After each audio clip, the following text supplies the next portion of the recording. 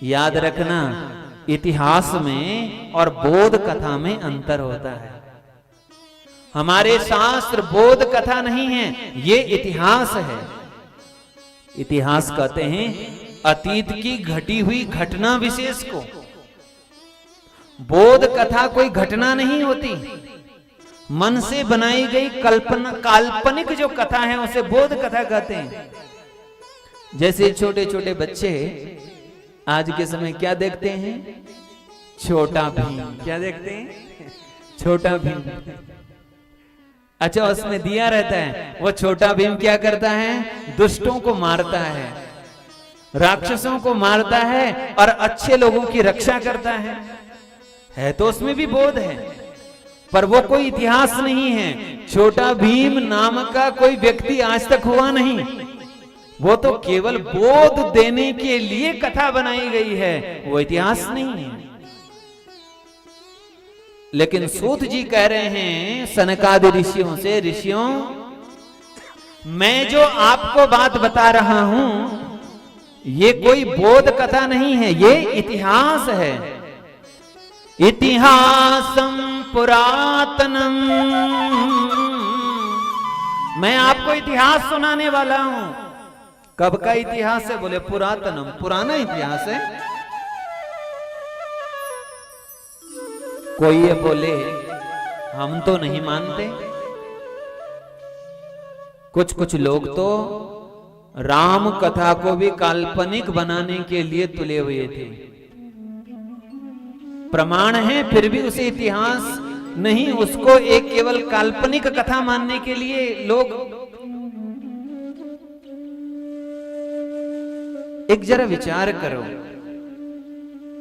कुछ दिन पहले तक आप लोगों ने पुरानी टीरी देखा? किसी ने?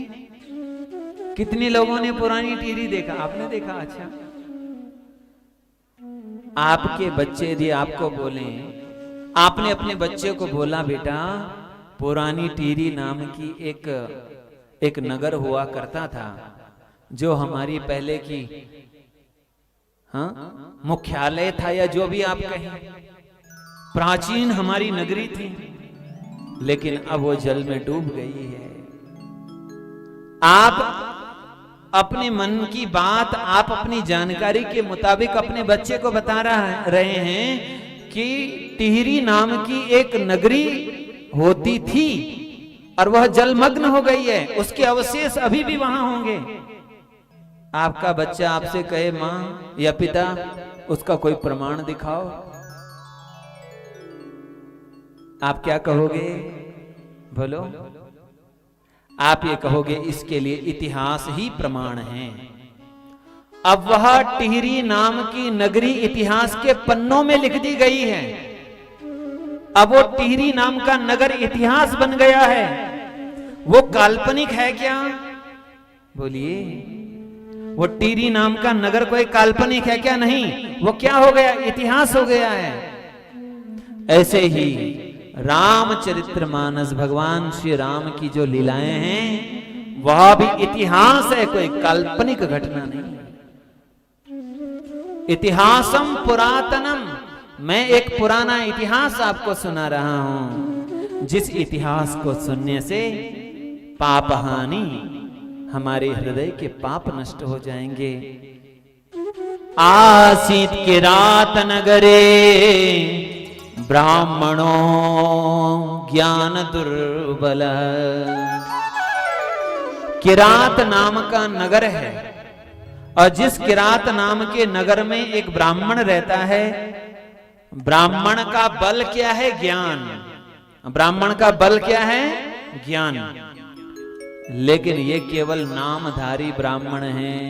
ज्ञान दुर्लभ, ज्ञान दुर्बल, ये ज्ञान से दुर्बल है, इसके पास ज्ञान की शक्ति है ही नहीं। इसने अपना संध्या बंधन छोड़ दिया और अपना, यहां तक कि अपना धर्म भी, अपना कर्तव्य भी त्याग दिया। दरिद्रो रस विक्रेता, यह रस विक्रेता बन गया, यानी व्यापार करने लगा अपनी ब्रह्म वृत्ति छोड़ दी, अपना वेदों का स्वाध्याय छोड़ दिया, पुराणों का वाचन छोड़ दिया, क्या करने लगा? व्यवसाय करने लगा, रस विक्रेता। यानी कहीं से सामान खरीदता है और किसी को बेचता है, यह व्यापारी बन गया। और उस व्यापार में किसी को झूठ कहता है, मैंने बिल्कुल ये बहुत अच्छा सामान लाया है, अच्छा सामान बोल करके सबसे नकली सामान बेच देता है। किसी से पैसा उधार ले लेता है, फिर कभी देता नहीं है। विश्वस्त जनवंचक, जिसने इस पर विश्वास किया उसने उसी को ठगा। ऐसा यह किरात नगर में रहने वाला जिसका नाम है देवराज, देवराज सबको ठगता है।